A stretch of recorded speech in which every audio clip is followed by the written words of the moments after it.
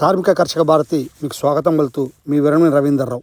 ఇక ఈ సంవత్సరం కేంద్ర ప్రభుత్వం ప్రవేశపెట్టినటువంటి బడ్జెట్లో ఆదాయ పన్నుకు సంబంధించి ఉద్యోగులకు ఊరట కల్పించింది. సీనియర్ సిటిజన్లకు టీడీఎస్ ద్వారా ఉపశమనం కలిగించిందనే విషయాన్ని కూడా కార్మికుల్లో హర్షం వెలిపిస్తున్నటువంటి పరిస్థితి మనందరికీ తెలిసిందే. కానీ జనవరి 6వ తారీఖు 2025న ప్రవేశపెట్టినటువంటి ఫ్రీ బడ్జెట్లో BMS యూనియన్ ఇచ్చినటువంటి సూచనలను ఏమాత్రం కూడా పెడచెవున పెట్టేసి అమలు చేయకపోవటం వల్ల కార్మిక వర్గం నష్టం జరిగిందనేటువంటి విషయాన్ని BMS నాయకులు చెప్తున్నటువంటి విషయం. ప్రధానంగా ఈ బడ్జెట్లో 75 లక్షల మంది EPF 95 పెన్షన్కు సంబంధించినటువంటి కార్మికులు ఎలాంటి లాభం పొందలేదని, నష్టం జరిగిందనేటువంటి విషయాన్ని కూడా ఈ యొక్క BMS నాయకులు చెప్తున్నారు.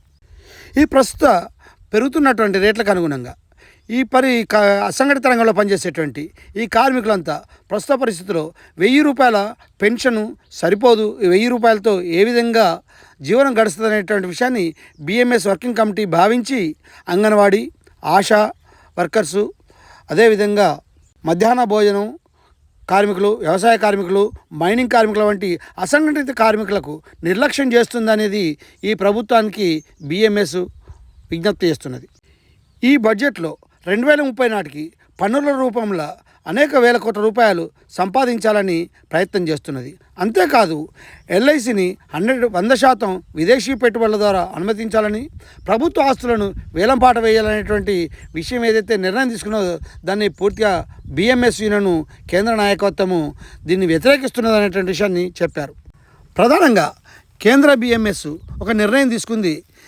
దేశవ్యాప్తంగా కేంద్ర ప్రభుత్వం ప్రవేశపెట్టినటువంటి ఈ నిర్ణయం వలన బడ్జెట్లో EPF పెన్షన్లో లాభం లేకపోవడం వల్ల అనేక మంది జీవితాల్లో ఒక నష్టం కలిగించేటువంటి బడ్జెట్గా చెప్తూ దశల వారీగా ఆందోళన కార్యక్రమాలు చేస్తున్నారు.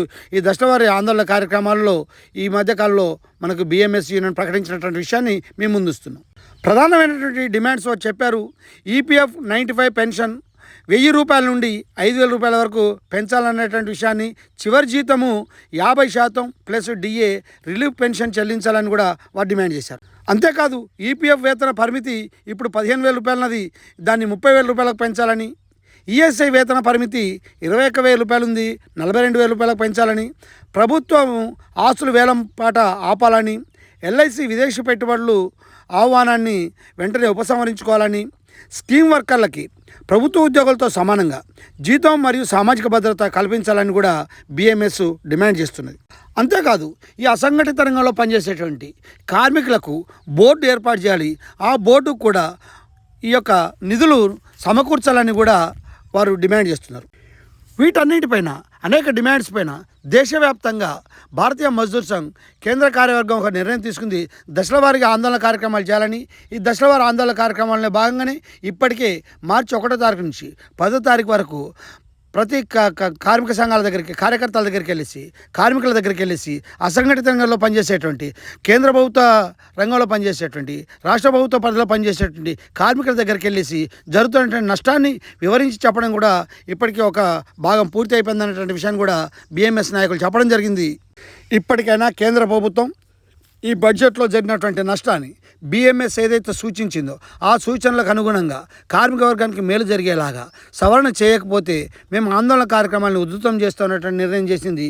దాంట్లో భాగంగానే రేపు మార్చి 18వ తారీఖు రోజు దేశవ్యాప్తంగా అన్ని కలెక్టర్ల కార్యాలయాల ముందు ధర్నాలు చేసేసి, నిరసనలు చేసేసి ఆ యొక్క కలెక్టర్ ఆఫీసుల ద్వారా లేదా ఉన్నతాధికారుల ద్వారా భారత ప్రధానికి ఈ యొక్క భారతీయ మజ్దూర్ సంఘ్ యొక్క వినతి పత్రాన్ని పంపాలని కూడా BMS యూనియన్ నిర్ణయించింది.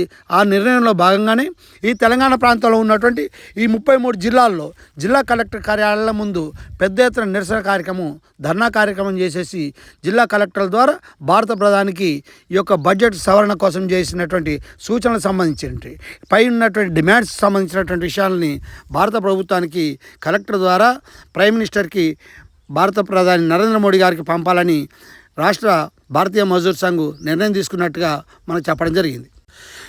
నిజంగా భారతీయ మజ్దూర్ సంఘ్ కార్మిక రంగంలో పనిచేస్తున్న తరుణంలో కార్మిక సంఘం ఇలా BJPకి వ్యతిరేకంగా పనిచేస్తున్నదంటేనే కొన్ని కార్మిక సంఘాలు తప్పుడు ప్రచారం చేసినటువంటి విషయానికి ఒక అడ్డుకట్ట వేసినట్టుగా అయిపోయింది.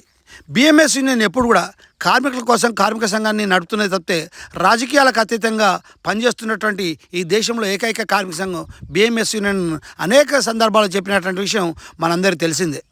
వారు ఇంకొక మాట కూడా చెప్పారు, మేము ఈరోజు చేయడమే కాదు, నాడు వాజ్పేయి గారి ప్రభుత్వంలో కూడా కార్మిక వర్గానికి నష్టం జరిగితే మేము ఆనాడు ఢిల్లీలో జంతర్ మంతర్ లక్షలాది మంది కార్మికులతోటి మేము ధర్నా చేశాము, ఆనాడే మేము భారత ప్రభుత్వానికి హెచ్చరించి చెప్పాము అని చెప్పినటువంటి విషయాన్ని కూడా వారు గుర్తు చేశారు.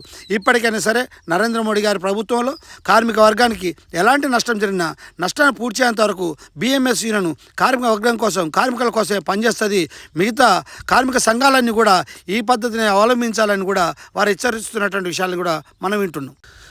కేంద్రంలో ఏ రాజకీయ పార్టీ ఉన్నా, రాష్ట్రంలో ఏ రాజకీయ పార్టీ ఉన్నా కార్మిక హక్కుల కోసం, కార్మికుల కోసం, ఈ రాష్ట్రం కోసం, ఈ దేశం కోసం, ఈ పరిశ్రమ కోసం, కార్మిక హక్కుల కాపాడడం కోసమే భారతీయ మజ్దూర్ సంఘ్ పనిచేస్తుంది అనేటువంటి విషయాన్ని బిఎంఎస్ నాయకులు పెద్దలు అనేక సందర్భాల్లో చెప్తున్నటువంటి విషయం. దాంట్లో భాగంగానే ఇవాళ కేంద్ర ప్రభుత్వం కార్మిక వ్యతిరేక విధానాలకు నిర్ణయంగా ఈపీఎఫ్ పెన్షన్లో లాభం లేనటువంటి విషయాన్ని, ఈపీఎఫ్లో జరిగేటువంటి నష్టాన్ని, కార్మికుల పెన్షన్లో జరిగేటువంటి నష్టాన్ని సవరణ చేయడం కోసమే మేము ఈ ఆందోళన కార్యక్రమం చేస్తున్నటువంటి విషయాన్ని వారు చెప్పడం జరిగింది. ఈ ఆందోళన కార్యక్రమం విజయవంతం కావాలని కూడా వారు పిలుపునిచ్చారు. కార్మిక కర్షక భారతి విజ్ఞప్తి చేస్తుంది.